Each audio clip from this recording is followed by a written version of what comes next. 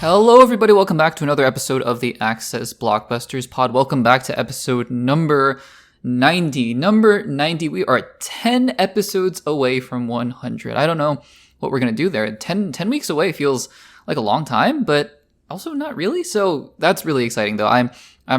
You just can't really believe it. But anyways, let's not focus on the future too much. Let's focus on what's coming up right here, right now, because there's a lot to talk about. This is a jam-packed episode, even though there's not a whole lot in terms of movie reviews or TV shows that just came out, but still tons of things to talk about here. So thank you so much for joining us on the Access Blockbusters pod. If you are listening or watching on the YouTube channel, please make sure to subscribe if you could. That would mean so much to me. Just hit that little red button. We are on the road to 2,000 subscribers. We are almost there, guys, by December 31st, 2025. If we could get to 2,000 subscribers, that would be amazing. So thank you guys so much for joining the Access Blockbusters crew, the community. It's been great thus far. And if you're interested in listening to the podcast on audio only, if you're out on a run or if you're cooking or doing something else, doing laundry, we are available on Apple Podcasts, Spotify, and Overcast. And also, for those of you who don't know, the podcast comes out in full. The entirety of this podcast comes out first on the audio-only platforms Saturday mornings in the United States time. So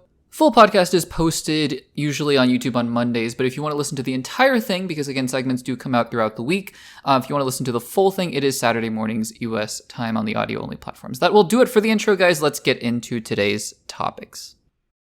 Alrighty, guys, the Defenders Saga rewatch continues on the Access Blockbusters pod and the Access Blockbusters YouTube channel, and we have finally reached a pretty significant milestone here. We have reached the Defenders. We are going to be talking today in today's segment, today's podcast, about the Defenders. Now, for some context, for those of you who are new to the channel or haven't heard this spiel before or are joining halfway through, in which case, welcome to the Access Blockbusters pod. Welcome to the Defenders Saga rewatch, in which I'm actually not rewatching a lot of these projects. I'm watching a lot of them for the first time. Back in, I want to say 2018 or 2019, I watched Daredevil Season 1, Season 2, and then I actually watched The Defenders, and I watched Daredevil Season 3. I tried the first episode of Jessica Jones and just didn't really like it as much, and so I just really wanted to continue on with Daredevil's story because I love Daredevil. He's awesome, and so I did. And I haven't seen any of the other shows, actually. I had only seen Daredevil Season 1, Daredevil Season 2, Defenders, and Daredevil Season 3. So when Daredevil Born Again came out, I thought, let's do a rewatch. Let's do a rewatch of Daredevil's story, and then do a rewatch of Daredevil Born Again. And at some point we will. Probably closer to the release of Daredevil Born Again Season 2. We will. Anyways, that's what we did, right? That's what we were doing. And then I just thought, maybe we should try again. Maybe we should try the Defenders Saga. It was a daunting task. There were so many episodes, so many seasons, but I thought maybe we should give it a try. Lo and behold, as I was watching Jessica Jones Season 1, the news came out that Jessica Jones was going to be returning. And so since then, Punisher's returning in Spider-Man, Punisher's showing up in Daredevil Born Again Season 2, and Luke Cage might show. So it all kind of fits together. It all kind of makes sense. And so that's why we're doing this. But for context, like I said, Iron Fist Season 1, Luke Cage Season 1, Jessica Jones Season 1, I haven't seen before. The next one up after this, Punisher Season 1, I haven't seen before. However, this particular segment, is going to be a true rewatch segment.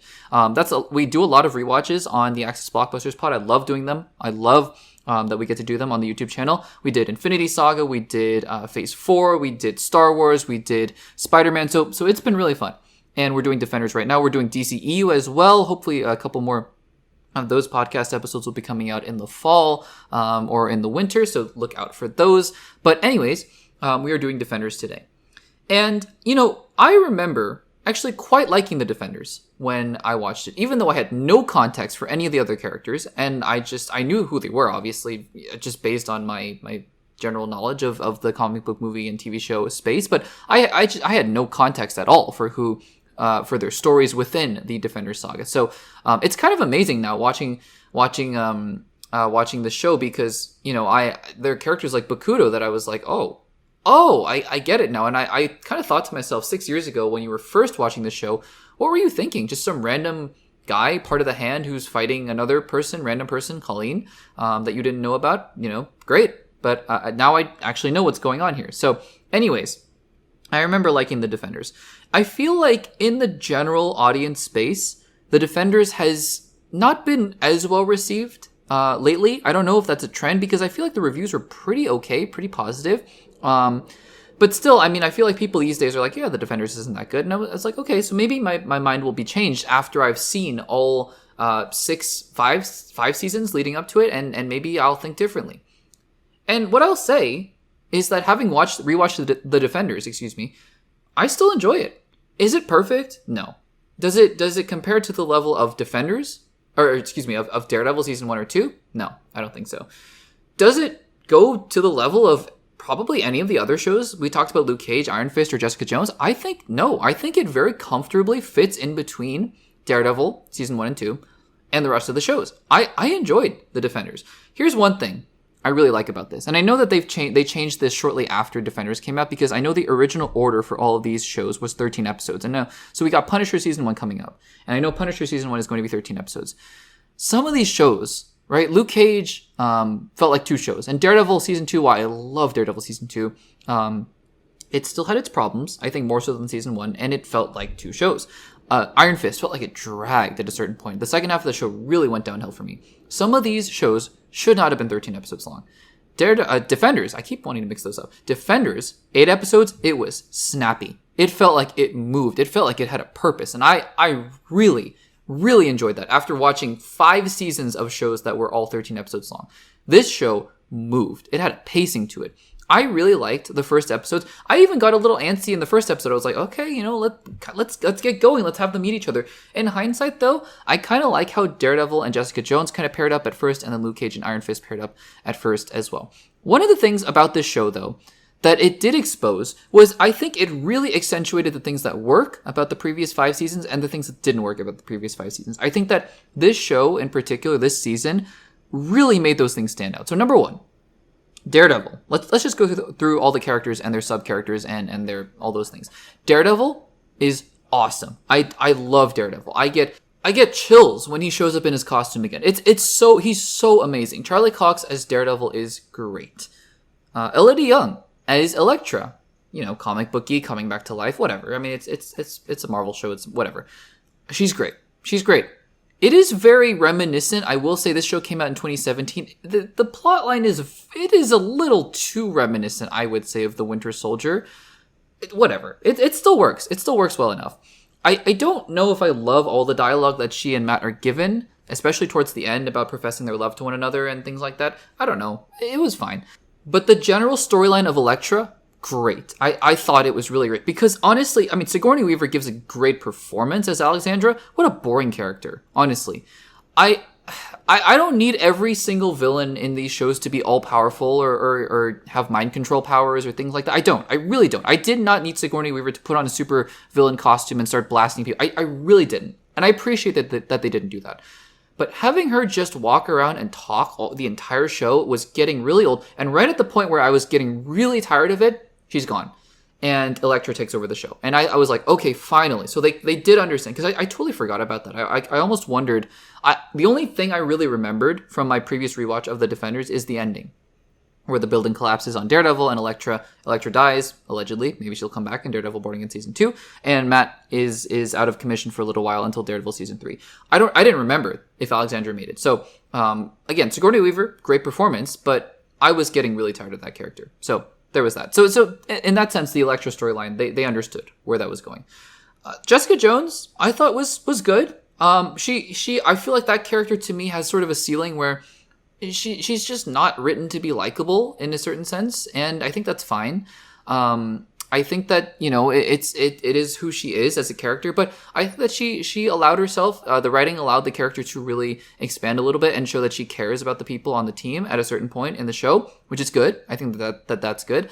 Luke Cage didn't really have a whole lot to do, to be quite honest with. So I think that Mike Coulter's performance is still very over the top, corny, and cheesy and one note in terms of what he has to say and what he has to do. I did like, though, leading into Iron Fist, because I'm not saying that everyone has to make fun of Iron Fist because it's bad or the character is bad. I do think, though, that one of the things about Iron Fist in season 1 is that he takes himself so seriously, and I did like that the characters were taking him down a peg a little bit, because it's ridiculous, right? Just the glowing Iron Fist and all that kind of stuff. It is ridiculous. That being said, the show was self-aware enough at certain points that Luke Cage was making fun of him and whatnot, and the other characters were like, what are you talking about with your chi? But then there are parts of the show where it's still Danny Rand, and it's still, I'm starting to think that, look, I don't ever want to say anything personally negative about people or actors. It's all just my own personal view on their performances and whatnot. I'm starting to think that while, yes, the writing of Iron Fist Season 1 didn't do Finn Jones any favors, it is, I think, also partly Finn Jones' delivery as the character. I think that, I don't know, right? Because you could say, I think it's very similar, actually, to Hayden Christensen as Anakin Skywalker for me. I think the writing did him no favors at all. I also think Hayden Christensen, at the time, was probably still developing as an actor, because now, when he's given really great dialogue, and he's in all these Disney Plus shows as Anakin, I'm like, yeah, that is Anakin, right? So I love that. I do love that. I think Finn Jones, maybe if he's back now as Iron Fist, maybe it'll be the same. I don't know if he'll come back. But some of the things just really didn't work for me. But again, I love how the characters come together. I think that the parts where they're coming together at Midland Circle, and they all meet up it's great. It really feels, well, it feels earned. I like all the side characters having little supporting roles in this season. How Hogarth shows up for an episode, how Colleen is there throughout the episodes. Misty, totally forgot that she got her arm chopped off. I completely forgot about that. And you had Stick in there as well. It totally makes sense given his war with the Hand. I will say, though, because a lot of these shows, except for Jessica Jones, maybe, and some of Luke Cage, but, Iron Fist and Daredevil were doing a lot of the heavy lifting and setting up the Hand. And I will say that some of these characters feel like they're a little bit mismatched in terms of Luke Cage fighting the Hand. And he's like, he acknowledges it in the show of, yeah, this is kind of weird. This is kind of crazy. I'm fighting ninjas, but we're doing it to save the city. And it's like, okay, great. That's great. But still, it still works. And I think that the character's chemistry is not nearly as dynamite as your Robert Downey Jr.'s with Chris Evans and Mark Ruffalo, Scarlett Johansson. It's not quite like that, but they have good chemistry with one another. And I think that's good as well. I like the way that the story goes. Bakuto is still insufferable to me. I cannot stand that character. And oh my goodness. I was wondering, I again forgot about it because in probably my first watch of this show, I was wondering, was he just some supporting character? I probably didn't remember at all what happened to him. And so he doesn't make it out of the show. Again, I don't wish bad on any actors or anything like that and whatnot. We're not condoning violence, but the character is insufferable to me, Bakuto. So anyways, there is that. But guys, I mean, overall, I thought that the Defenders was really solid. I was surprised. I was watching the finale and I know that Matt Murdock, sorry, spoilers if you haven't seen Daredevil Season 3, although the last shot of the show was basically a reveal of Daredevil being alive, so it's not really a spoiler anyways. But I, surprisingly, even though I knew that Daredevil was coming back, I felt it in my gut. I started to tear up when you saw Foggy and Karen's reaction. It kind of goes to show you, honestly, that this show is still built off of Matt Murdock and Daredevil because really, I mean, emotionally, that's where the crux of the show is. And when a credit to Deborah Ann Wall, credit to Eldon Henson, when you see the realization come across their faces that Matt is dead, so they think, it is devastating. I teared up. I almost cried because just it's not even the fact that I knew that he was coming back. It's just that the emotion that was written across their faces. That part in itself was really well done.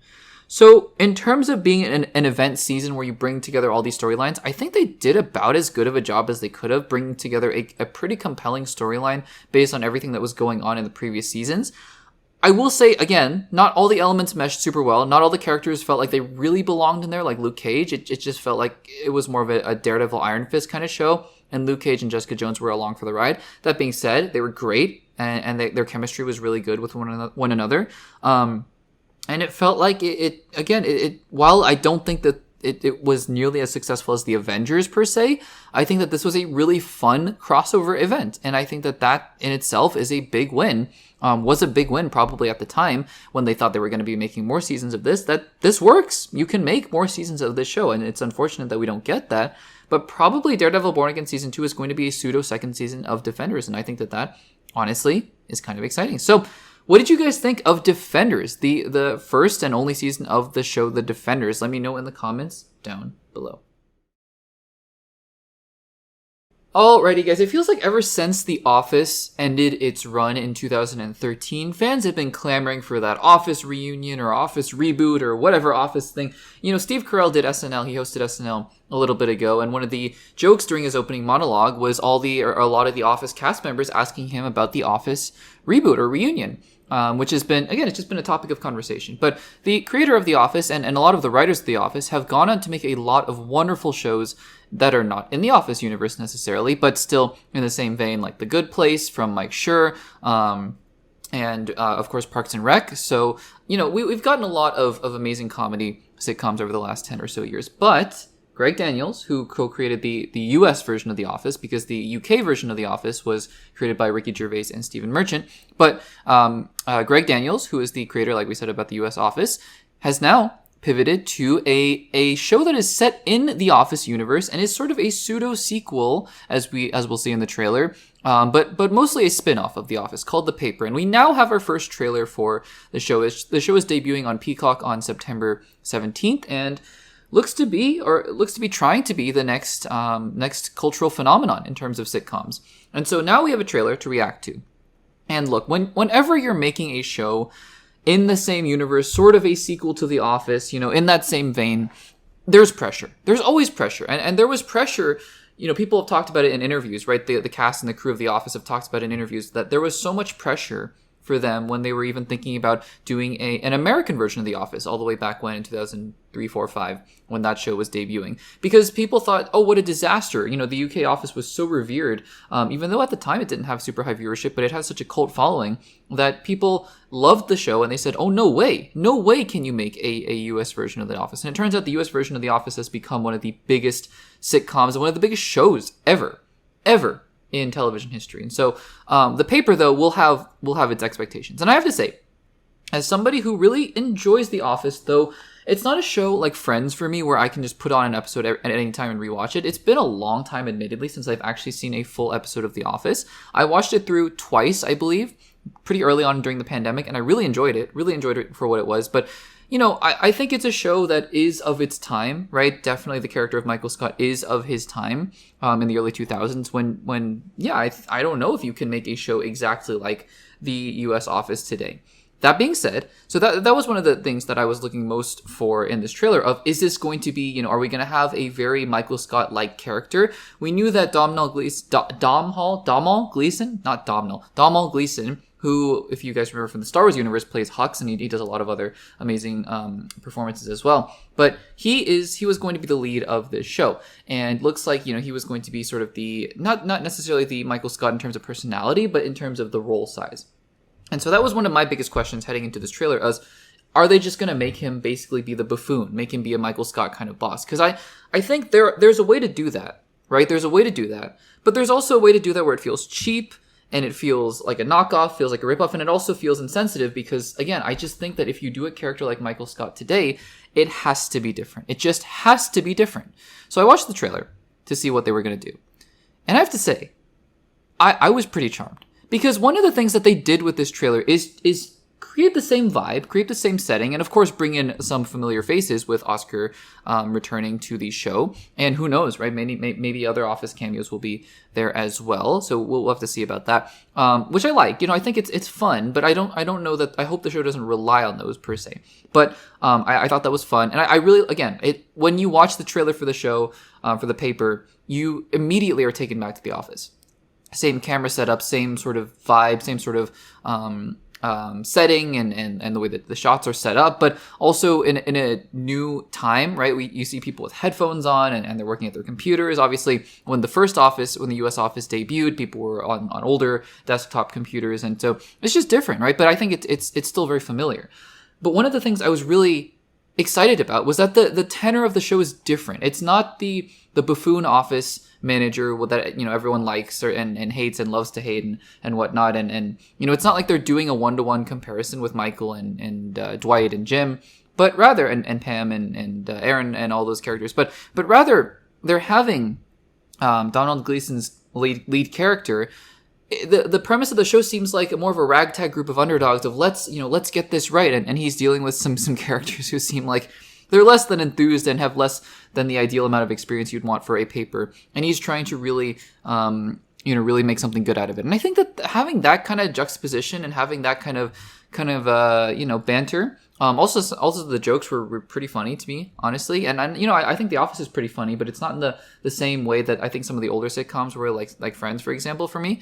But I thought some of the jokes here in the trailer were pretty funny. So honestly, for a trailer, it did what it had to in terms of, at least for me, as somebody who wasn't on the fence. I was going to watch the show, and I wasn't going to be one of those people who was going to say, I hate this show even before it comes out because it's desecrating the memory of The Office, one of my favorite shows. Nothing like that for me. But, I had my doubts and my skepticism of can this really recapture it, or is it going to feel like a cheap spinoff, even though it's created by the same people? And I think that watching the trailer, it has all the makings of something that could be pretty good. So we'll have to see.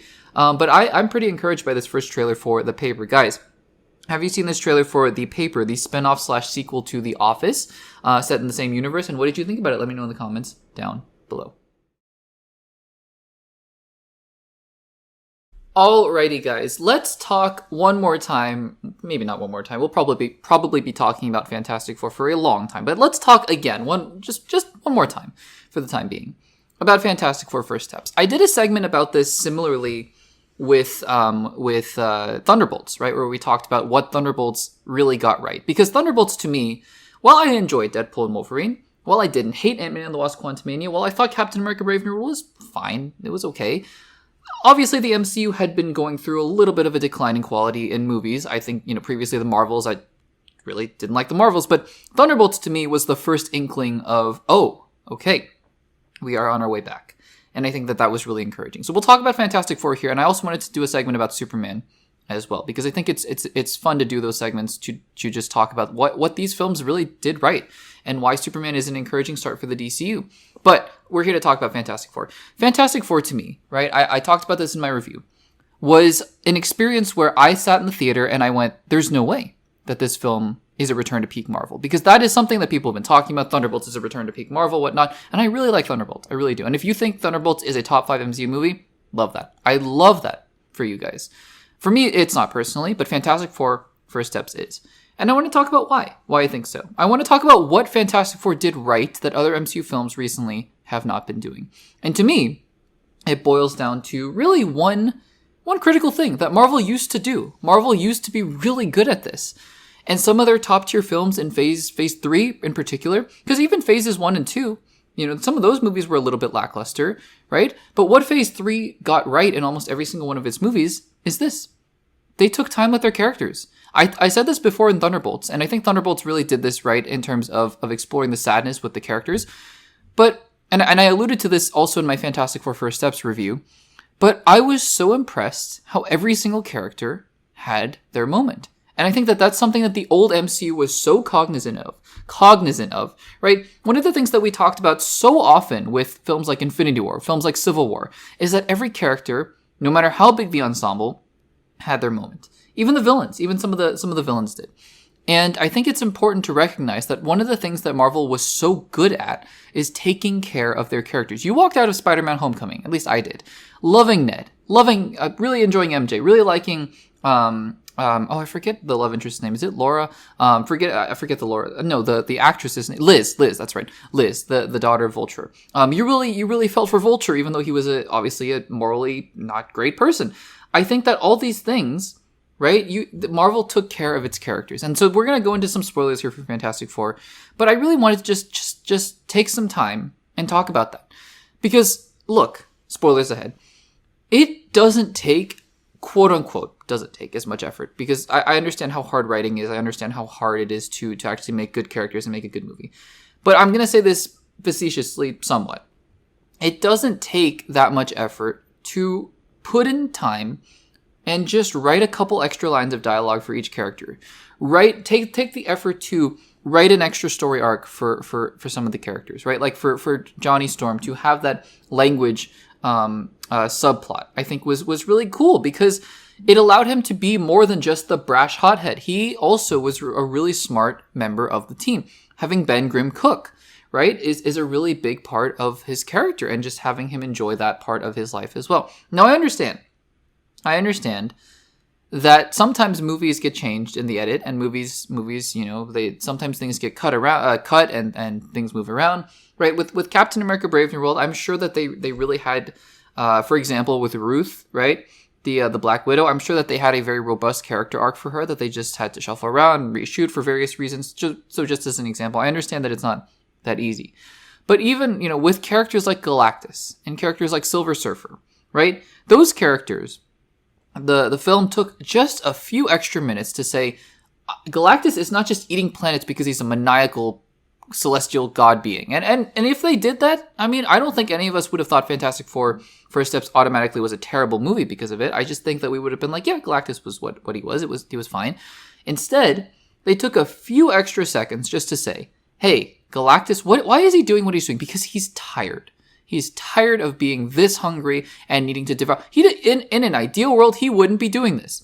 If you notice, there's a scene towards the end when he's in that New York City, that version of New York City, and he's going around, and he could have, I thought this was a subtle scene, but honestly, it's something I thought was intentional that I picked up on, where he is in New York, and of course he destroys buildings, and of course he destroys things. But, I mean, he's there for Franklin. And when he enters New York, right, he's at the Statue of Liberty, and I thought, oh, okay, big, strong Galactus, kaiju Galactus, and he's going to, rip apart the Statue of Liberty just because. He just walks past it. Because this version of Galactus is just, he's tired, and he sees his successor in Franklin Richards. Silver Surfer, they didn't need to do anything else with the character, really. I mean, they could have just had her be the Silver Surfer, be the Herald of Galactus. Instead, they took some time to develop her character as a former scientist, somebody who was from a planet that Galactus showed up in, and had her turn at the end to get rid of Galactus from that New York City mean something. And I think that these are little things that Marvel used to do, right? Just take extra time with Thanos. Thanos could have been terrifying on his own just as somebody who killed everybody and had the Infinity Gauntlet. But instead, they really gave him a sort of madman philosopher vibe with the character. And I think that this is something where if they're looking to Doctor Doom with Avengers Doomsday, and they're looking to really make the most out of these characters moving forward, if they're looking to do X-Men right, this is the key. This is the key, really. Because, again, I mean, those auxiliary things with the amazing space travel and sequences and the visuals and the set, all amazing. That's what elevates Fantastic Four to me to top 5 MCU films ever.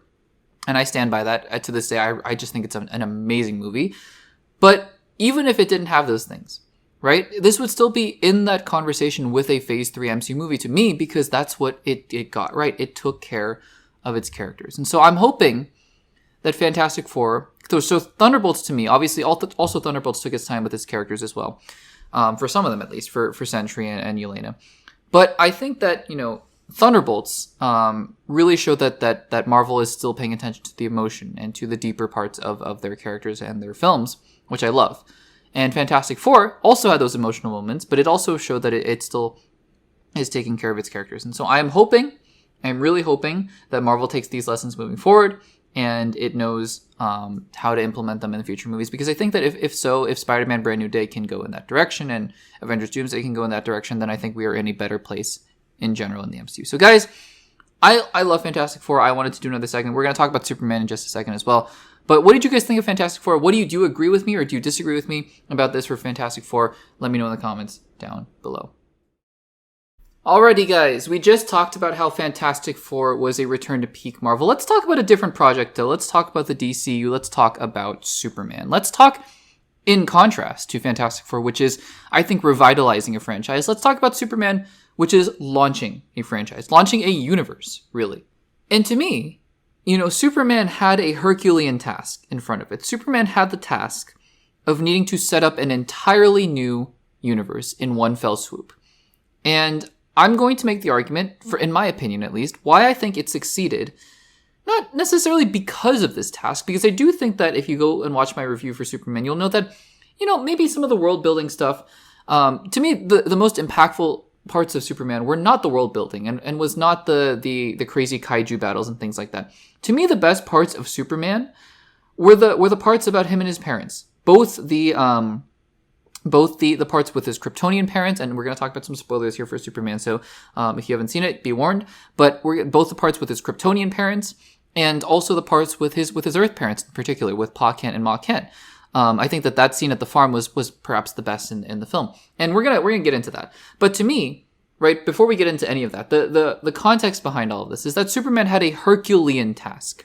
Superman had to set up an entirely new universe from scratch and to say, this is the new DC universe, and these are the new characters, these are the new rules, this is the new operating procedure.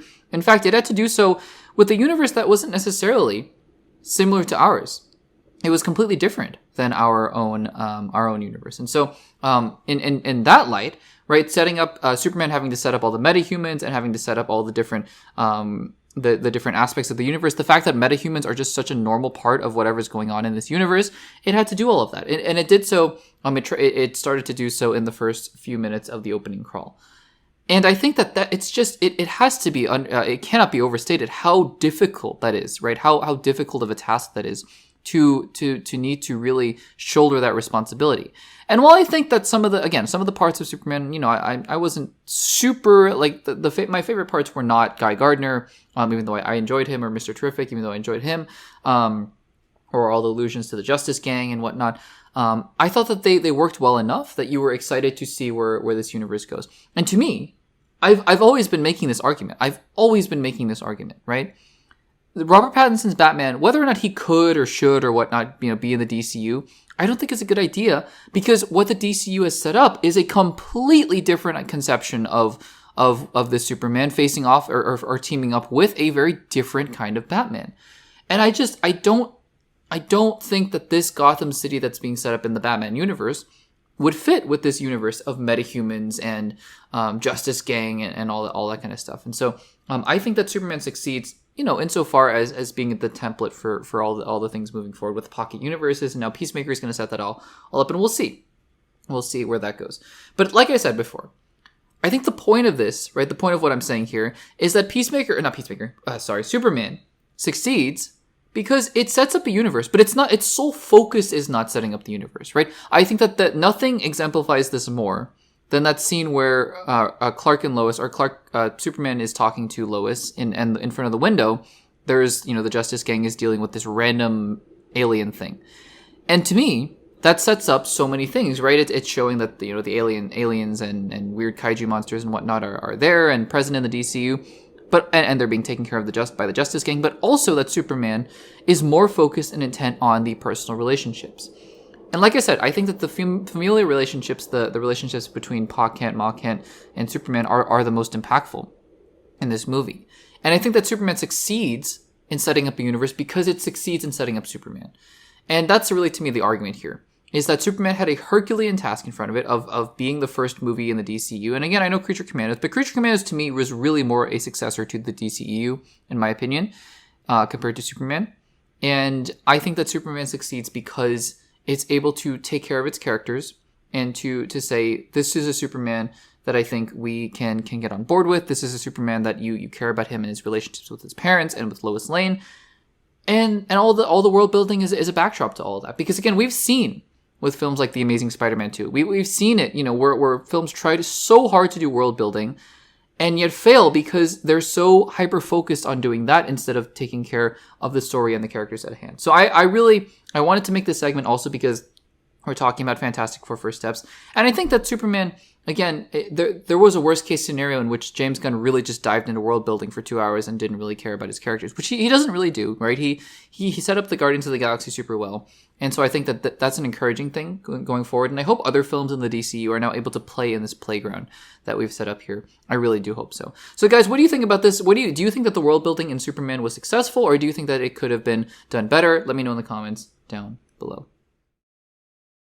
Alrighty guys, one of the movies that a lot of people are anticipating, very, very much so, and yet it just looks like it's never going to come out. And I say that hyperbolically, of course it's going to come out, but Beyond the Spider-Verse, the third film in the Spider-Verse trilogy, one of the most acclaimed pieces of media in a long time, one of the most acclaimed trilogies, or at least, two-part series. I don't know what you call it, duology. Anyways, but it's been, the Spider-Verse films, Into the Spider-Verse and Across the Spider-Verse, have been hailed as some of the best Spider-Man stories ever put to film. For me personally, I like them. I really do, and I think the animation is gorgeous, but haven't connected with me as much. But I am still very much looking forward to Beyond the Spider-Verse, which looks like it is just going through delay after delay after delay.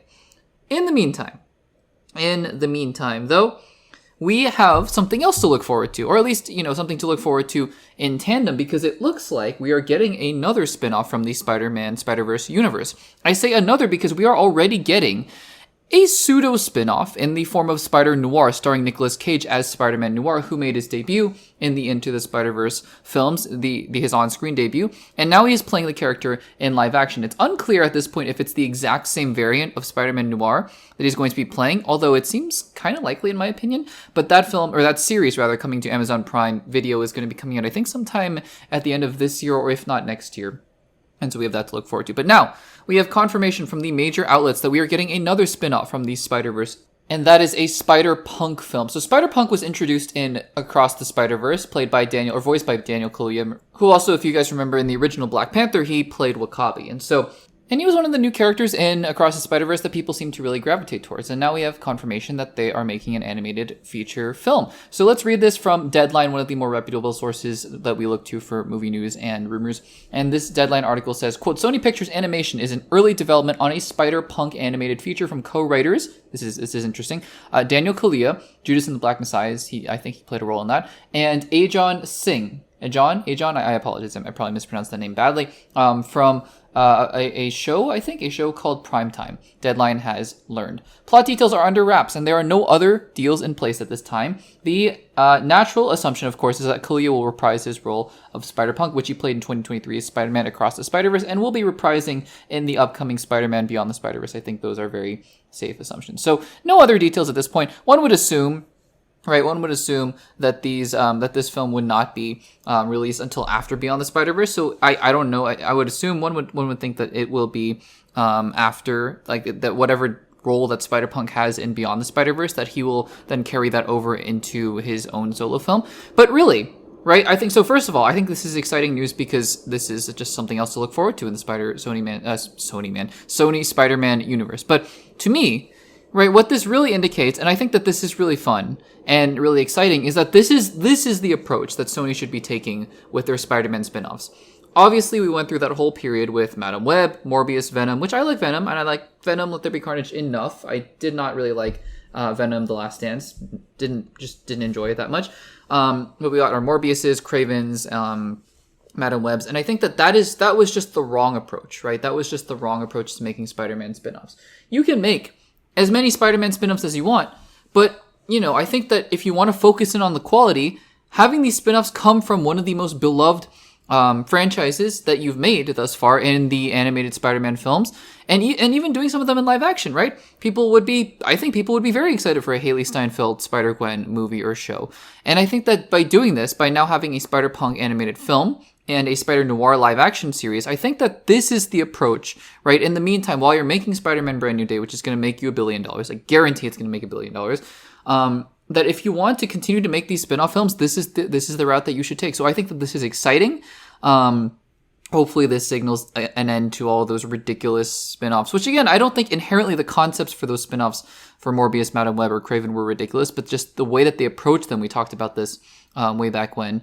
It was absurd. The CEO was blaming critics and audiences for the failings of those movies. And I think that this is a much better approach to those spin-offs. So anyways, a Spider-Punk film with Daniel Kaluuya writing and presumably starring in it will be coming out. And I think that is something very exciting to look forward to. Guys, what do you think about this news that Spider-Punk is going to be an animated film spin-off from Across the Spider-Verse? Let me know in the comments down below. Alrighty, guys, while we wait for the next big MCU project, which is Wonder Man, I believe, coming out in December 2025, according to all reports, we have a little bit of something, I don't know what that means, a little bit of something from Marvel. In the meantime, we have this animated miniseries, show, season, I don't know what you want to call it, called EYES of Wakanda, and this show explores the history of Wakanda in a very interesting way through the animated format. So this is going to be a full spoiler discussion. The show has been out for about a week plus now, so if you haven't seen it, no worries, make sure to save this segment for later, but we're going to quickly talk about it, because, I have some thoughts about this, but it's not like a whole entire season, like it's Ironheart or Agatha or anything like that, so we're just going to give some quick spoiler thoughts and then head on out of this segment. So again, this is your warning. If you haven't seen the show, if you haven't seen the season, then make sure to save the segment for later, and then come back once you have. So, EYES of Wakanda. To be honest with you, I knew very little going in. I knew that this was going to be a show that, first of all, introduced Iron Fist, or an Iron Fist, rather. It was going to be a show that explored the history of Wakanda. It was going to take place in different time periods throughout the different episodes, and that was literally about it. The trailer for this show, the teaser, because I actually saw they released a trailer about a week before the show came out, and I was like, oh, I didn't even know that. And the other thing that I had seen that we did a segment on was just a few glimpses, and honestly, it told me nothing. It told me absolutely nothing. So I went into the show basically completely blind, and maybe we can talk about the marketing at another time, about how the fact is that they're making this content and nobody seems to know it's coming out at all. It's not being marketed at all, which is, I don't know, it's an interesting tactic from Disney. It's almost like they're saying, hey, we don't want to make any money off of this. And it's like, okay, I guess if you're making this show for people like me who watch everything Marvel. So not sure, but I went into it, completely blind, not knowing what was going to happen. And I enjoyed it. For what it is, I think that for what it is, right? Again, we can have this entire separate conversation about why Disney isn't marketing these animated shows, but this year in 2025, because I've been vocal about this. I've not been a fan of What If at all, really since the beginning. I've enjoyed a chunk of What If season 1, and since then I've just not enjoyed basically anything that they've done. But I have to say, this year, Your Friendly Neighborhood Spider-Man really surprised me. I enjoyed that quite a bit, and I have to say, EYES of Wakanda, I enjoyed it quite a bit. Is it an all-timer? Is it anything like... No, nothing like that. I did enjoy, though, seeing different periods of Wakanda's history and having those through lines play out throughout the rest of the show. I thought that was really good. First episode, I think, was maybe my least favorite. Episodes 1 and 3... I think episode 2 was the standout for me, the one in Greece. But episode 1, we start out with a Wakandan agent, and she's in the field. And she fights a former Wakandan war dog. And I thought that was an interesting concept to explore, not the Dora Milaje, but the war dogs, which I think Nakia, who's Lupita Nyong'o, she is a war dog in the Black Panther film. So this is exploring those different, not the soldiers, but more the rogue operatives, which I think is a very interesting concept. And so we get some history there. First episode was fine. I thought it was interesting. Second episode, I really liked how they integrated all of the real world history events with the real world, the literature events, at least from the Iliad. And that's a text that I've read somewhat recently. And so it was really cool to see, the Trojan horse and Odysseus and Achilles. I thought that was all really cool. And I thought that the idea of breaking your friendship for the mission for your Wakanda, for your country, I thought all super interesting. Episode 3, I thought the Iron Fist, was her name Jorani, I think, was her name. I thought that was the coolest that Iron Fist has ever been in the MCU. Granted, the bar is not super high. I had just finished seeing, we talked about it last week, Iron Fist Season 1. And yeah, while I didn't think it was the worst thing ever made, all the stuff about Iron Fist and the way he talks about his chi and his fist, not great. Not super compelling. So I thought everything they did in this episode alone made Iron Fist much cooler than Iron Fist has ever been in the MCU. So kudos to that. And I thought it was interesting. It was a fun episode. Episode 4 was odd because on the one hand, conceptually, I thought, okay, kind of interesting, because I was like, who is this Panther? Who is this person? And it turns out it's the Queen of Wakanda in the future, the Black Panther, and I'm guessing 2400-ish is when she said she's coming from, because it was taking place 1896, and she said about 500 years in the future, so about 2400. And I thought it was interesting. I will say, I'm not a big fan of time travel or multiverse stuff anymore. Not because I think the concept is inherently disinteresting, but because I think the MCU has been so incredibly inconsistent with how they've portrayed that. Because think about Endgame. Think about the entire thing Bruce Banner was saying. The whole, go back into the past, but you're not going to affect your future. It's not Back to the Future rules because you're affecting a parallel timeline. So obviously it's not like Back to the Future. And I was like, okay, willing to get on board with that. Since that point, we've gotten all this stuff with the TVA, which I'm not saying is inherently inconsistent with Endgame, but it's its own kind of logic and its own kind of framing. And then you have Ms. Marvel, which is its own weird time travel thing, the self-fulfilling prophecy loop. And now you have this, which is X-Men Days of Future Past rules, where you change something in the past and it affects that same time. And I'm like, guys, pick a lane.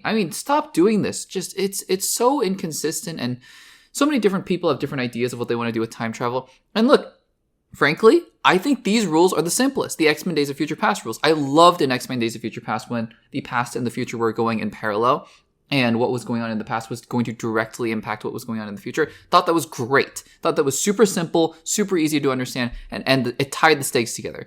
But, I mean, just pick a lane, right? I mean, I don't know. And also the weird spider mechs, spider alien creatures, it's like, just a little out there. So I thought that the 4th episode had a lot of promise, and it was interesting at first when I realized what was going on. And then I was like, yeah, but maybe not the best execution. So overall, Eyes of Wakanda.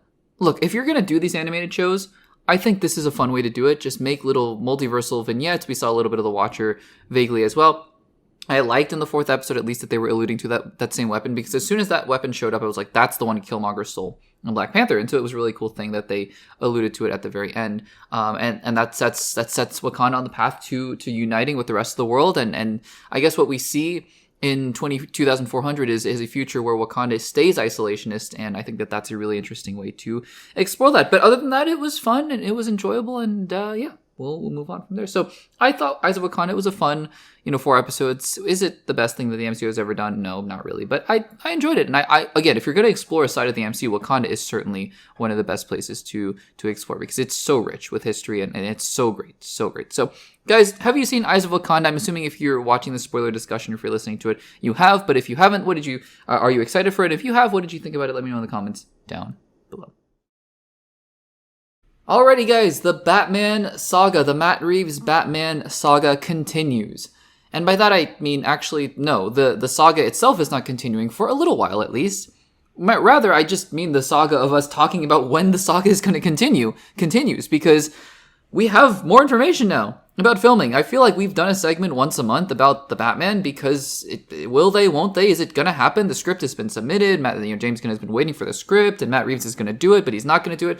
And finally, although again, caveat, things can change, finally, they've confirmed, they meaning, the trades, the major reports and newsletters and news articles, have confirmed that the Batman Part 2 has filming dates.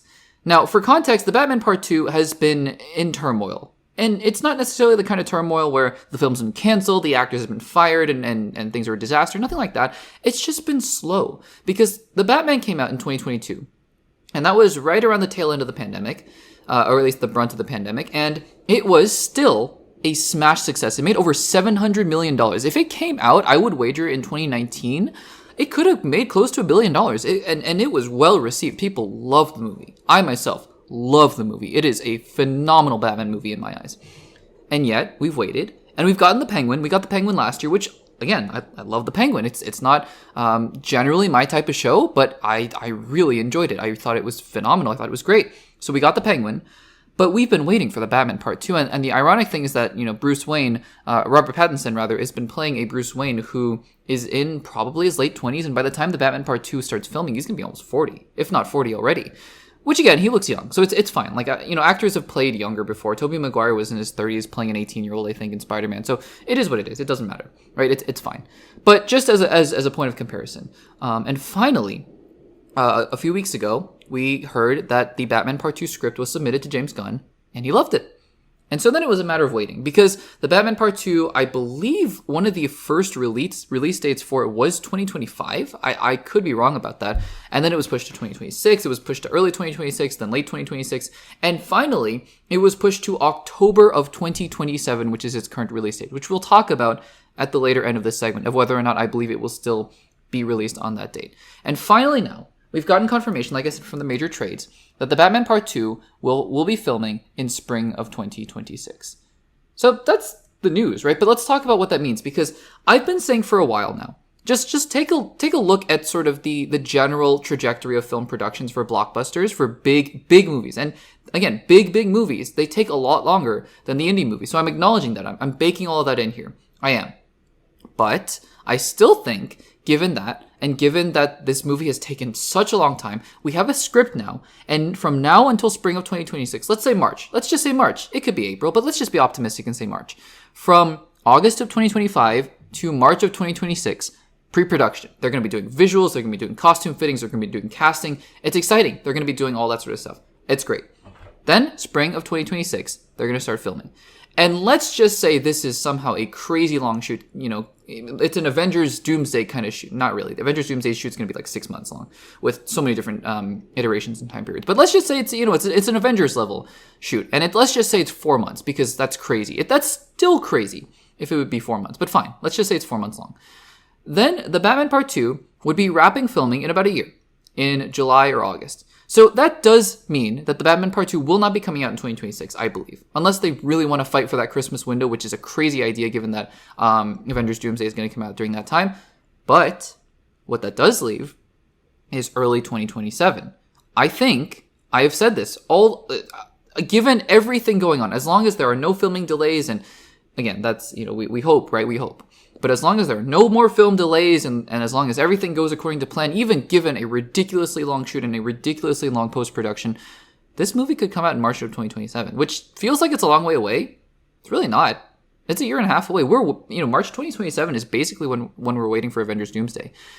I would be shocked, again, given everything goes fine, if Warner Brothers didn't decide to move the release date up to either March of 2027, because remember, the Batman Part 1 came out in March of 2022, so that'd be 5 years. It's a long time, but it's not ridiculous still. It's 5 years between movies. We're going to wait 10 years between Shang-Chi movies. Either March of 2027, or maybe if they want to go with the summer window, maybe May, June, July of 2027. October 2027, just given the fact that they're probably going to finish filming in July or August of 2026, feels ridiculous to me. I just can't imagine that. But maybe they want to push it and they really want to get it right. I just feel like, again, I would suspect that the movie is going to come out a little bit earlier than that. So this is encouraging news. This is good news. But again, we still have a long way to go. Guys, what do you think about the news that the Batman Part 2 is going to be filming in early 2026? And do you think this is a good sign for the film? And do you think the release date will be moved up? Let me know in the comments down below.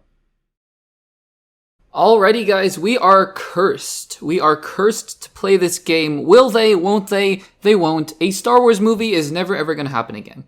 Obviously, I'm just messing around. But in all seriousness, it seems like we've gotten so many different confirmations of Star Wars films and TV shows over the last 5 or so years, and none of them have happened. None of them have happened. We have not gotten a theatrical Star Wars movie. I almost said theatrical Star Wars movie in theaters. A theatrical Star Wars movie since 2019, since The Rise of Skywalker. Now, we're going to get one, allegedly. I mean, again, I'm at this point now where I'm just not going to believe it until it actually happens. But, a movie has filmed, and it's, I think, in post-production right now, so it should be happening. The film, The Mandalorian and Grogu, based on the TV show The Mandalorian, is going to hit theaters, allegedly, next year. So we have something. But after that, who knows? There were all these films that were announced. The Jedi Order movie with Rey that has been delayed and found new writers and new directors. And I don't know about a new director, but just several sets of writers, and it's been delayed all this time. James Mangold has Swamp Thing for DC and also his Dawn of the Jedi movie for Star Wars. Who knows when he's going to get to either one of those. And Mandalorian and Grogu is obviously coming. But we also got announced last Star Wars Celebration a few months ago that a new movie is coming. Star Wars Starfighter. And this one looks like, I mean, again, we've been fooled before, but this one looks like it has a decent chance of actually coming out. It's going to be directed by Sean Levy of Deadpool and Wolverine, a Wolverine, Free Guy, The Atom Project fame, Stranger Things as well. Love his direction in Stranger Things. Starring Ryan Gosling, one of the best young-ish, is he young anymore? I guess, young-ish actors in the business. And now, the movie Star Wars Starfighter has its villain.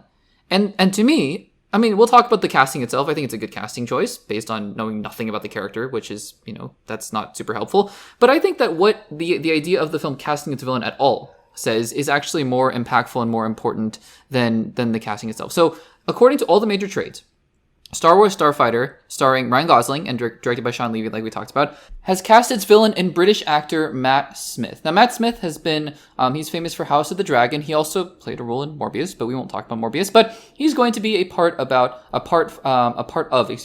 Wars Starfighter, which is taking place 5 years after the events of Star Wars: The Rise of Skywalker, and it's going to be a very separate film. So the article I'm looking at here says that Smith is coming off of the second season of the Game of Thrones spin-off House of the Dragon, and he's going to be in a new film from Darren Aronofsky, Caught Stealing, which I've seen some trailers for. And then he also has the limited series The Death of Bunny Monroe. Bunny Monroe? I've not heard of that before. But anyways, yeah. So Matt Smith being cast as being cast in the role. Mia Goth also was reported to be cast in the film as well. So very exciting. And look, I mean, from a casting perspective alone, Matt Smith is a talented actor. He definitely has that sort of villain-ish aura about him, which is, I don't know, take that for what you will. I mean, you know, people can look any which way and play a hero or a villain or whatever. So, but Matt Smith sort of has that sinister look about him, or at least maybe I've only associated him with sinister characters, so that might be it as well. But I think that's fine and all. But like I said, to me, the reason that this news is any bit encouraging is the fact that they have characters, they have actors in place, they have a villain in place. That's farther than any other Star Wars movie that had been in production has gone thus far. Again, this could all fall apart tomorrow. It could all fall apart tomorrow, right? We could be in production. We've seen this with Solo: A Star Wars Story that was in the middle of filming, right? And they almost had to scrap the entire movie until Ron Howard stepped in. So this could all fall apart, and we don't want to jinx anything, right? Still, the fact that they have a villain, the fact that they have a lead, a supporting character in Mia Goth, says that this film seems like it's on its way. And, you know, for what it's worth, I mean, Sean Levy was also operating in the MCU at a time when the MCU, the movies in the MCU were kind of in turmoil as well. And he just went out and made a great film. Regardless of everything else going on with Marvel, he just went out and made Deadpool and Wolverine, and he made a really fun film. So I'm hoping that at the very least he can do the same here for Star Wars. So Matt Smith joining the cast of Star Wars Starfighter as a villain is a good thing in my eyes. Guys, what do you think of this casting? Are you encouraged? Are you excited for Star Wars Starfighter at all? Let me know in the comments down below.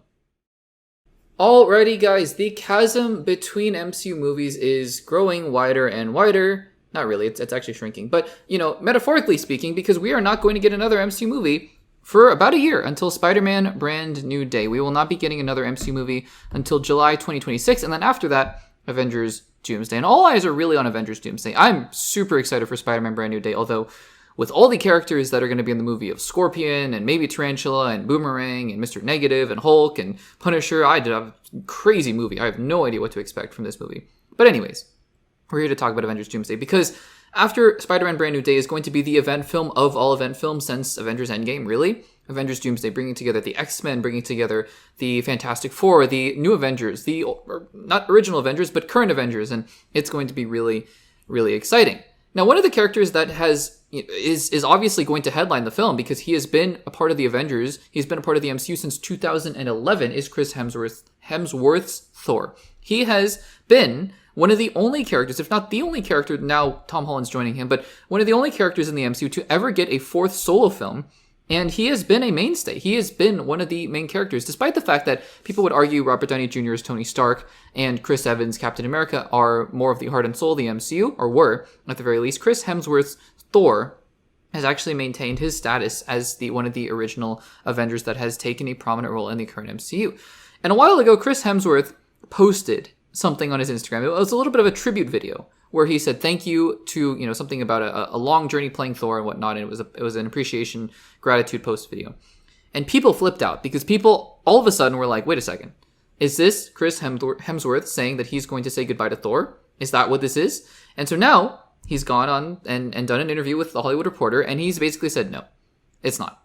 We'll read the quote, and then we'll talk about whether or not we believe him. So again, he's doing an interview with The Hollywood Reporter here.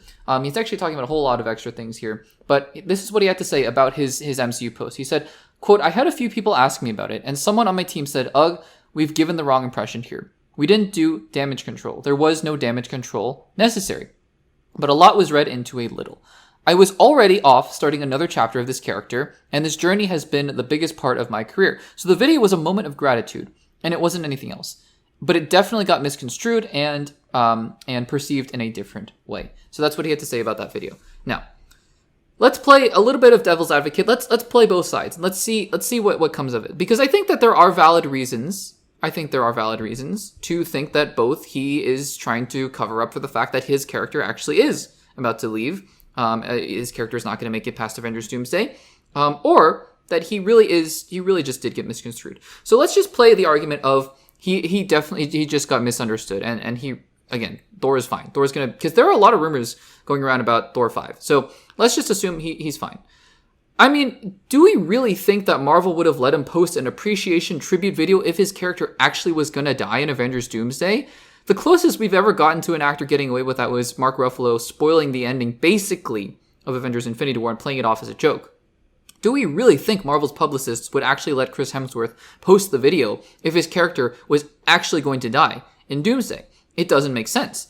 And I think that in that case, yeah, I mean, maybe he was just feeling extra grateful that day. He's like, I'm starting off another chapter of Thor, and we got Doomsday, we got Secret Wars, I'm going to reunite with Hiddleston, and then I'm going to do Thor 5, it's going to be amazing. And he was like, thank you so much for allowing me to be Thor. Maybe that's all it was.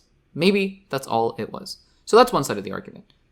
Other side of the argument is that he is feeling sentimental because he is actually not going to make it through Avengers Doomsday. Marvel contacted him, and they were like, hey, don't do that. Do an interview and say otherwise, because you can't say that. You cannot put this video out there and then have people speculating so much that they think that you're not going to make it past Avengers Doomsday. And so he does this interview and he says, yeah, I'm going to be fine. What do I think? Honestly, I think it makes too much narrative sense. I'm not even talking about his comments or his video or anything like that. I'm just talking about narratively. I think it makes too much narrative sense that he's not going to make it in past Avengers Secret Wars at the very least. I don't know about Doomsday. But I think he's, not making it past Avengers Doomsday or Secret Wars, I think makes too much sense because I mean, he is an original Avenger, but to show that Doctor Doom means business, you gotta let a couple characters go, and it's really sad to say that, but Thor might be one of them, right? And also Chris Hemsworth, like we said, by the time Avengers Doomsday comes out, he will have been playing the character for 15 years. And that's a good run. And I'm not saying I don't want to see Thor again. I do. I really do. But I'm saying that in order to show that Doctor Doom means business, I just think that it makes narrative sense. I would say, just purely based on that, I would think that we're not going to see Thor for much longer. And I just based on Thor Love and Thunder as well, I think that we're going to get a really proper send-off for Thor, especially now that he's going to probably reunite with Loki in these films. I just think it's more likely than not. So, in terms of PR speak, in terms of whether or not this was a cover-up or whether or not Chris Hemsworth was actually misunderstood, I don't know. I think there are arguments to be made for both sides. I just happen to think that this doesn't confirm or deny my suspicions that this is going to be one last hurrah for Chris Hemsworth as Thor. What do you guys think about that, though? Do you guys think that Chris Hemsworth will make it past Avengers Doomsday, or do you think he'll make it past Doomsday but not make it past Secret Wars? Let me know in the comments down below. Alrighty guys, this mysterious next James Gunn DCU project. We've been talking about it for a little while now, ever since we've heard. Actually, we were talking about it a long while ago. This is the fun thing about doing this podcast in this format, where we do a weekly podcast with segments and we go through all of the different various news stories, because we can kind of track it now. We did a segment, I want to say December or January, where we talked about James Gunn pre-writing his first DCU project. And now we can literally trace that, because as recently as a few weeks ago, he said he's currently writing the next DCU project, and then Superman was going to have a very important role in it. We talked about that a couple weeks ago. And now we know what it is, kind of. I mean, next to having this come from James Gunn himself directly, this has come from the CEO of Warner Brothers, who, I don't know if he was supposed to say this or not. I mean, he can say whatever he wants, I guess. He's the CEO of Warner Brothers. But still, he has revealed, I think, because again, maybe James Gunn is doing something else and the CEO is just kind of making generalizations, but seems like he's revealed what this next DCU project is for James Gunn. For some context here, James Gunn has said previously he's going to be writing another DCU project. It's going to be a sequel, that's what he said. So a follow-up to something. But he said it's not a direct sequel to Superman, even though Superman is going to be very heavily involved. And it's not Batman v Superman. It's not World's Finest. So what could it be? I speculated, just based on the information we had, because I based on anything, I said it could have been anything, right? It could be literally anything. It could be Wonder Woman 2. I don't know why he'd be writing that while Wonder Woman 1 is being written currently, but whatever, could be Clayface 2. It could be anything, and Superman could have a big role in it. So I don't know. I at the time I said I didn't know.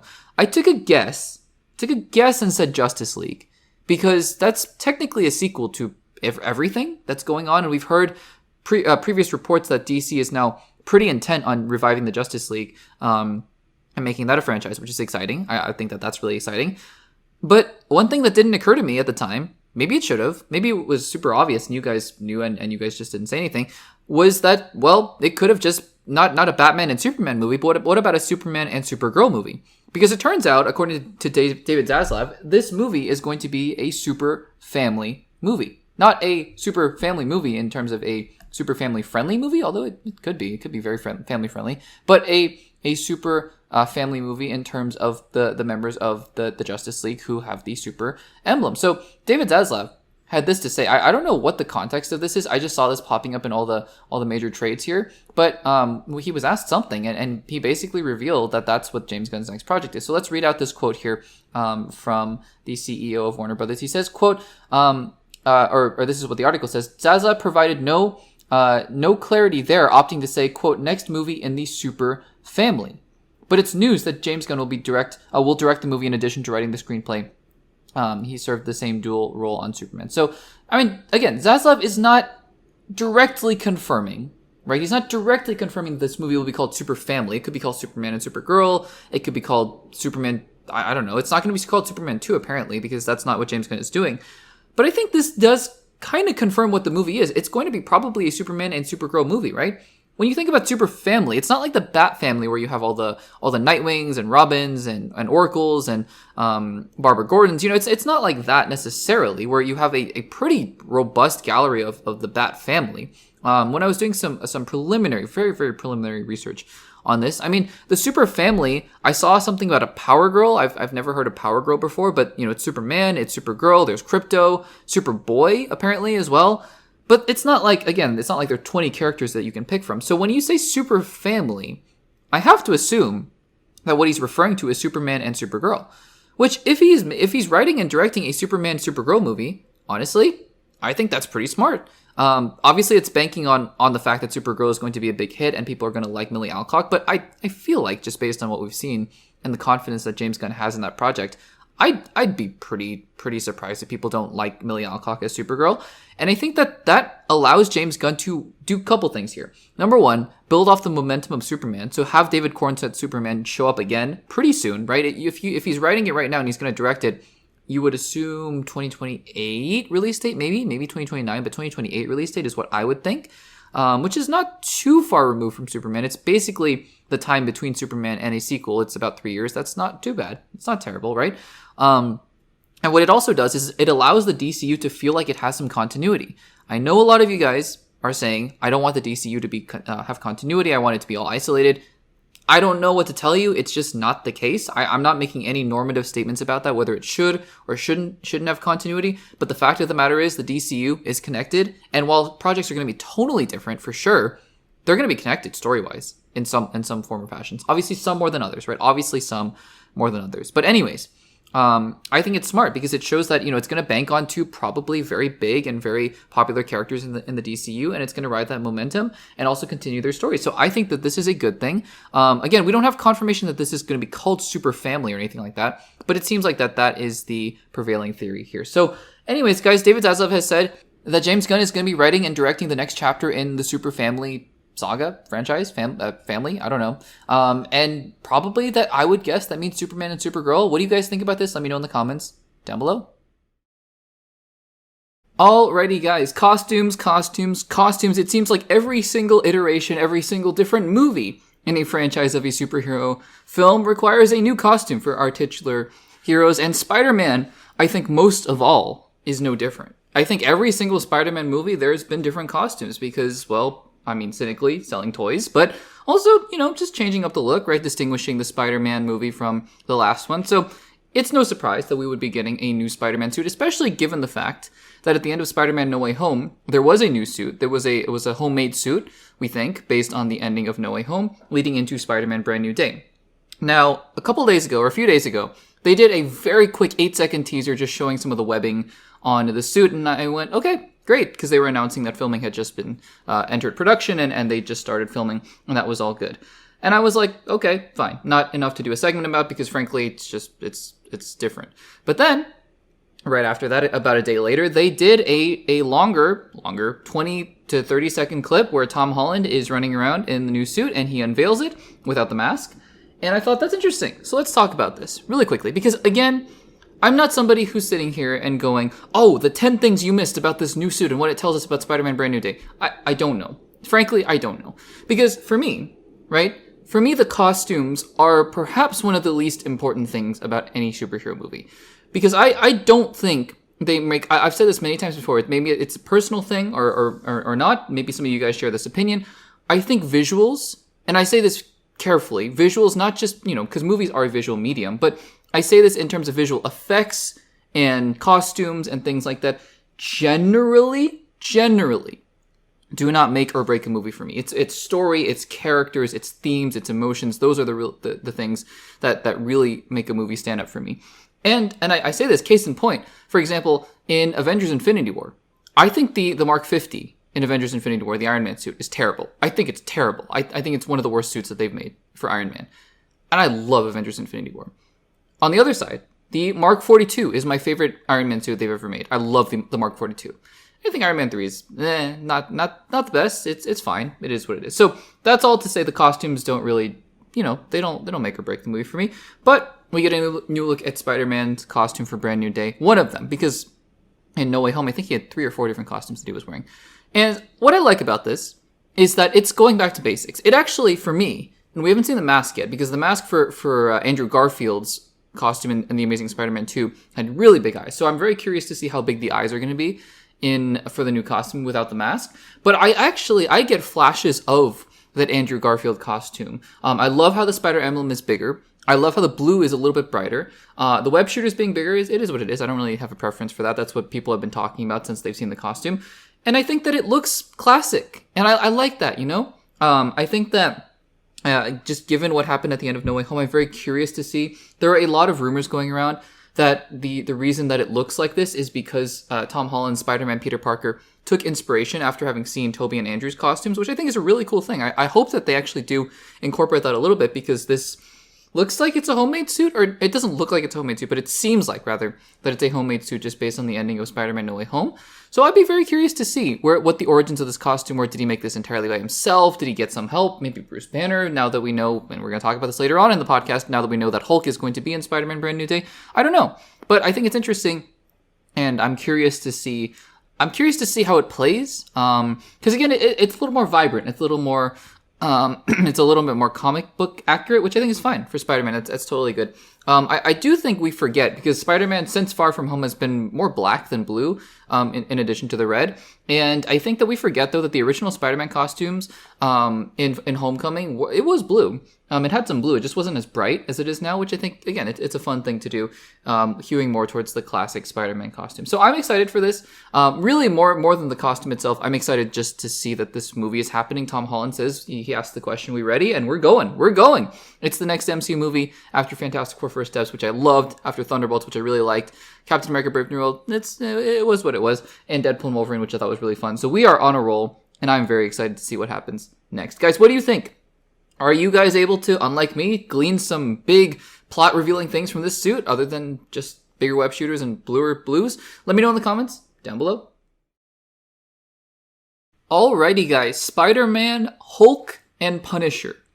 Truthfully, if you had asked me a couple weeks ago if I really thought Mark Ruffalo's Hulk was going to be in Spider-Man Brand New Day, while there had been reports and rumors and leaks and all kinds of different things going around about this for the past month, I might have told you no.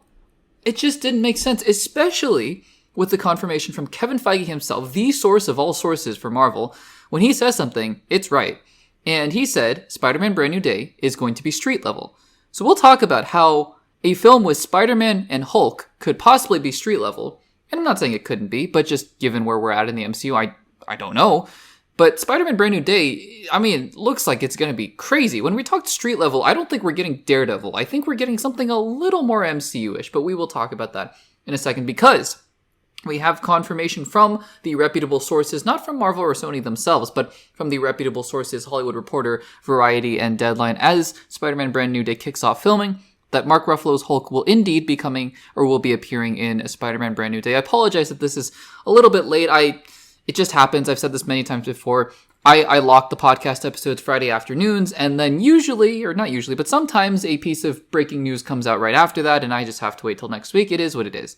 It is what it is. So we're here to talk about it now, though, and we'll discuss this. So let's look at this Hollywood Reporter article that simply says, titled, quote, Mark Ruffalo returning as the Hulk for Spider-Man 4. Article goes on to say, Here, quote, Spider-Man Brand New Day has found a smashing star to join Tom Holland in the Sony Marvel movie sequel. Mark Ruffalo is returning to reprise the role of Bruce Banner and the Hulk. So that's important because it's not just Bruce Banner. It's, at least according to this article, article goes on, in the future, which comes 14 years after the actor joined the MCU and the Avengers. That's crazy. The move has been rumored for a while, but only firmed up as the script came together and its production gears up for beginning, or it looks like there's some typos here, as production gears up this month in England. At the same time, this is also interesting, Michael Mando, known for his work on Better Call Saul, is returning to reprise his role of the Scorpion, the villain character whom he first played in Spider-Man Homecoming, the 2017 film feature that kicked off the Holland-centric Spider-Man movie. So that's also interesting.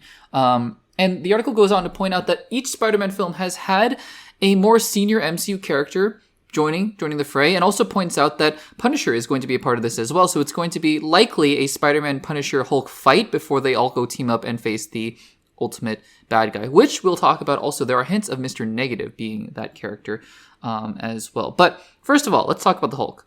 So look, I mean, the Hulk started out as more of a street level character. I mean, literally the first time the Hulk appeared in the MCU, he was fighting on the streets of Harlem. So I'm not saying that Hulk being in an MCU movie doesn't mean that it can't be street level, because Kevin Feige said it's going to be street level, right? You have Spider-Man and Punisher, and I fully believe that movie could be gritty and grounded and dark. But Hulk appearing is interesting. If they treat Hulk like the smart Hulk, or if they treat Hulk like the quipping She-Hulk kind of Hulk, or the endgame smart Hulk, I don't know. I don't really see it. However, if they treat Hulk like a force of nature, a weapon being used by another person, perhaps Mr. Negative or whoever else the villain is, I can see it. I can definitely see it. It just feels weird because you're not used to big green giant monsters. Maybe it's going to be Grey Hulk for all we know, running around the streets of New York and calling it a street level movie. I am excited though to see Hulk again. We haven't gotten confirmation of Tom Holland or Mark Ruffalo for Avengers Doomsday as of yet, so it'll be nice to see them at least sometime in 2026. Even if they're not going to be in Avengers Doomsday, which I think they will be. I think they probably will be, but still, I think it's exciting, and I hopefully it sets up whatever's going to happen leading into Doomsday itself. I do think, again, because I think Punisher's a little different. Punisher's coming into this film a little more tangentially. I do think that, we've now officially graduated the Training Wheels 3 films of Spider-Man, which I love, by the way. I love Homecoming. I love Far From Home more than most people, and of course, I love No Way Home.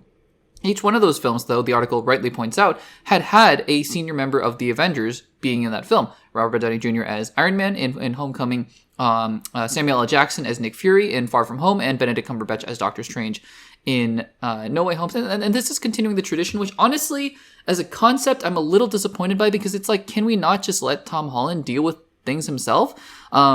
Even if he's fighting Hulk, it just still feels like eventually they'll team up and he'll have a little bit of an older MCU figure to look to, which I'm not saying is a bad thing inherently. I just think that it kind of continues a pattern that I was hoping they might break. But again, I'm not disappointed to see Hulk. Michael Mando returning as Scorpion, and we've also gotten hints of other characters as well. I think we've gotten hints of Boomerang and Tarantula. I think that as similar to other films that have come out in the past, like Superman or Fantastic Four. No spoilers, no major spoilers, but there are scenes in there where they're not explicitly fighting all these side villains, but it's sort of a montage showing them fighting some of their older villains. And I think that might be what's going on here for Spider-Man Brand New Day. I don't think that there's going to be 20 villains in the movie that actually try to steal 20, each try to take 10% of the movie screen time and just end up convoluting the film. I don't think that's the case.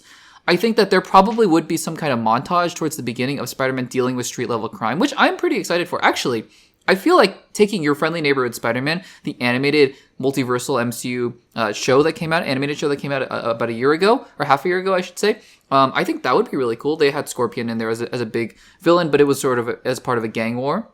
And I think that, again, just keeping it street level, because the more things that I'm hearing about this movie, the more I'm like, how are you going to make it street level? The other thing that we've allegedly heard is that according to set photos, and I don't like doing this. I don't love making entire segments just about set photos and whatnot. But since we're talking about it, there have been allusions to Mr. Negative as well. The logo, I think it's the Inner Demons, is that right? That association is widely made with Mr. Negative, and I think Mr. Negative has been rumored to be a villain in this movie for a while as well. I personally would like to see it. I saw the cutscene movie for the PS4 Spider-Man game, and I thought he was a really good villain. So I'd be interested to see what goes on there. But guys, this movie is getting crazy. So Sadie Sink, right, is in the movie. Zendaya and Jacob Batalon are also in the movie. Other supporting characters, but it's Spider-Man, it's Hulk, it's Punisher, it's Mr. Negative, it's Scorpion. I'm not saying that this movie is being overcrowded. I highly suspect that some of the secondary auxiliary villains are not going to have that much screen time, but still, it's something to keep an eye out for, especially, again, given the fact that Kevin Feige confirmed this is going to be a street-level villain with Spider-Man dealing with things on his own. So we will see what comes of that. Guys, what do you make of the news that Hulk has been reportedly confirmed to be in Spider-Man Brand New Day Spider-Man 4? Let me know in the comments down below. And everybody, that will do it for episode number 90 of the Access Blockbusters Pod. Thank you so much for joining us once again. Guys, it has been a privilege. Thank you so much. If you haven't subscribed to the Access Blockbusters YouTube channel, we are on the road to 2,000 subscribers on YouTube, so make sure to join us on that journey. Appreciate you guys so much. If you're interested in the audio-only platform, Spotify, Apple Podcasts, and Overcast, if you want to give a rating and let me know what you think about the podcast there. But that will do it from me, from the Access Blockbusters YouTube channel and podcast, and I will see you guys in the next one.